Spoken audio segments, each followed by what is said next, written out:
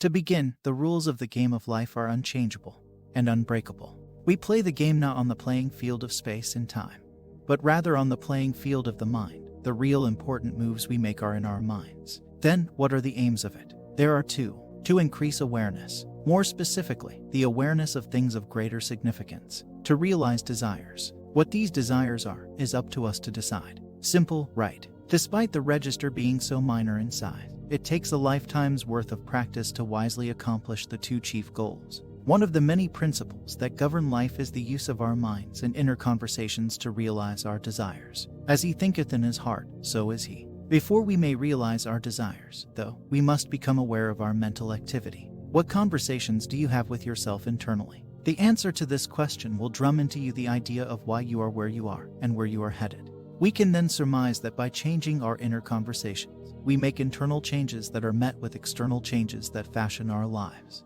That's to say that if you change what you speak with yourself about frequently, then you would change yourself internally. And we're all familiar with the notion that internal change brings about external change because there is no one or nothing to change but the self.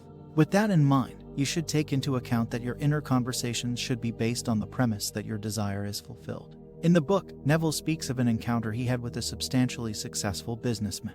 The philanthropist had told him a short story of how he set goals. His goal in life was to make effective use of money, not to simply have a lot of it.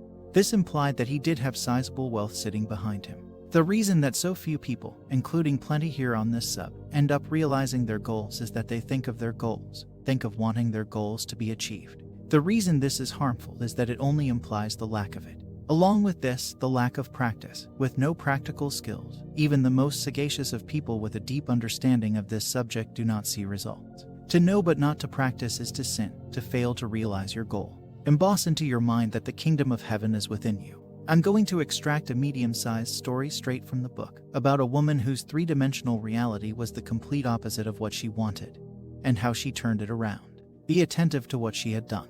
This is what one woman did to turn the tracks to which she had been unhappily tied in the direction in which she wanted to go. For 2 years, she had kept herself estranged from the three people she loved most. She had had a quarrel with her daughter-in-law, who ordered her from her home. For those 2 years, she had not seen or heard from her son, her daughter-in-law, or her grandson, though she had sent her grandson numerous gifts in the meantime. Every time she thought of her family, which was daily, she carried on a mental conversation with her daughter-in-law, blaming her for the quarrel and accusing her of being selfish. Upon hearing a lecture of mine one night, it was this very lecture on the game of life and how to play it, she suddenly realized she was the cause of the prolonged silence and that she, and she alone, must do something about it. Recognizing that her goal was to have the former loving relationship, she set herself the task of completely changing her inner talking. That very night, in her imagination, she constructed 2 loving, tender letters written to her, one from her daughter-in-law and the other from her grandson. In her imagination, she read them over and over again until she fell asleep in the joyful mood of having received the letters. She repeated this imaginary act each night for 8 nights. On the morning of the 9th day, she received one envelope containing 2 letters, one from her daughter-in-law, one from her grandson. They were loving, tender letters inviting her to visit them, almost replicas of those she had constructed mentally. By using her imagination consciously and lovingly, she had turned the tracks to which she was tied in the direction she wanted to go, towards a happy family reunion. Final words. The law of word is left in the dust by the laws of assumption, consciousness, and attraction above all else. But pay close attention to it. I have a strong feeling that it's what a vast majority of the people on this subreddit who find themselves interminably struggling need. Change what you talk about with yourself habitually. I can guarantee you personally that it'll work. And in addition to effectuating frequent success, it will change how you view yourself for the better. It will end the nosedive many people are met with when they first learn of the law. I know it did for me. The one and only requirement to fulfill is acceptance of the end. The short of the first part is that you need to absolutely, unwaveringly believe that your desire is either a fulfilled reality now or will undoubtedly be fulfilled. Preferably the first case. Acceptance of your desire as a present reality is far stronger a state than acceptance of your desire in the future. The recurring factor, however, is that you must have faith. Strong faith. I could end your search for the magical click moment by leaving it at that, but I will now explain to you how to fully believe in it. This post is the practical sequel to my last. If you haven't read that, I suggest you do. How to fully, unwaveringly believe that your desire is fulfilled. Belief is based upon thought patterns. What you think habitually is what will mold your beliefs. As an exercise, observe what your thoughts are like at this moment. Are they implying the end? Do your thoughts echo that you lack your desire? Do you think from the state of wanting your desire and trying to convince yourself that it is real rather than accepting it as truth? How do I manifest? Maybe. The remedy is to think from the state of having it. It will be uncomfortable at first, but persistence is the key that developing your ability to be faithful. Think from the state of having your desire fulfilled. What holiday are you planning with the massive bonus from work? Think only from this state, and do not try to fight or reason with your senses. You only want to deny them.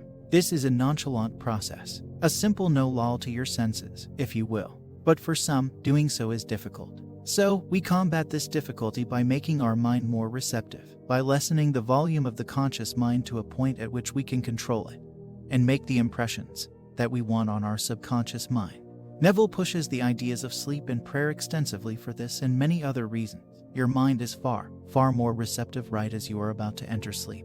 Create a deep reverie and imagine your desire fulfilled, be it by acting out a scene till you can feel as though you've experienced it already, or by saying a few lines to yourself.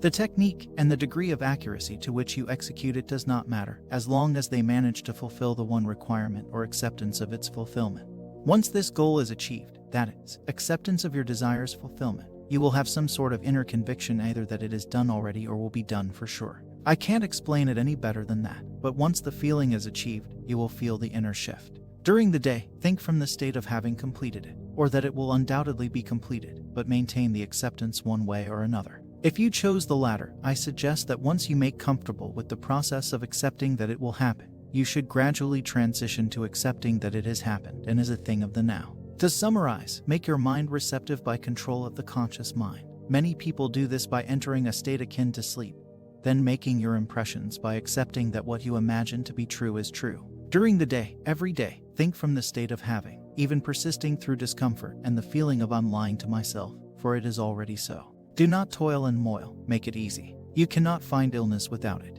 It is all from within. So for your own sake, believe in the law. Believe that it does work because it really does. Assume it and keep assuming it until the inner shift that happens within you tells you that it is done. Speak only as if it is done, or based on the conviction that it will eventually happen.